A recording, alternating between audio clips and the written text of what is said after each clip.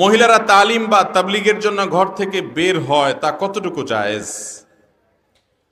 মহিলারা তারাও ইসলামের কথা মানুষকে বলবেন। আল্লাহ তাআলা কোরআনে কারীমে বলেছেন, আল মুমিনুনা ওয়াল মুমিনাত বা'দুহুম আউলিয়াউ বা'দ বা'দুহুম আউলিয়াউ বা'দ ইয়া'মুরুনা বিল মা'রুফ ওয়া ইয়ানহাউনা আনিল মুনকার। মুমিন পুরুষ আর মুমিন নারী, মুসলমান পুরুষ এবং নারী একে অন্যের পরিপূরক। তারা উভয়েই সৎ কাজের আদেশ দিবে, অসৎ কাজের বাধা প্রদান করবে।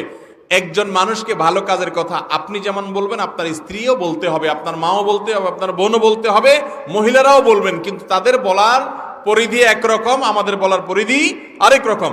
তারা তাদের মধ্যে বলবে, মহিলাদেরকে বলবে, বাচ্চাদেরকে বলবে, পরিচয়দেরকে বলবে। কিন্তু দাওয়াতের কাজের জন্য, ইসলাম প্রচারের জন্য, তালিমের জন্য বাসা থেকে তারা যদি বের হয়ে যান, সেক্ষেত্রে প্রথম শর্ত হলো এত কাছাকাছি যাবেন যে সফরের দূরত্ব হবে না, এবং দ্বিতীয় শর্ত হলো তাদের অভিভাবক, স্বামী হোক বাবা হোক, তাদের অনুমতি সাপেক্ষে যাবেন। তারা বাধা দিলে যাবেন না, কারণ তার জন্য এই যাওয়াটা ফরজে আইন না। ইসলাম কোনটাকে কতটা গুরুত্ব দিয়েছে এটা বুঝতে হবে। আপনি আপনার নিজের জায়গায় বসে দাওয়াতের কাজ করেন, মোবাইলে করতে পারেন, নেটে করতে পারেন, ডাইরেক্ট যাদেরকে পান তাদেরকে করতে পারেন, সেটা আপনি করেন।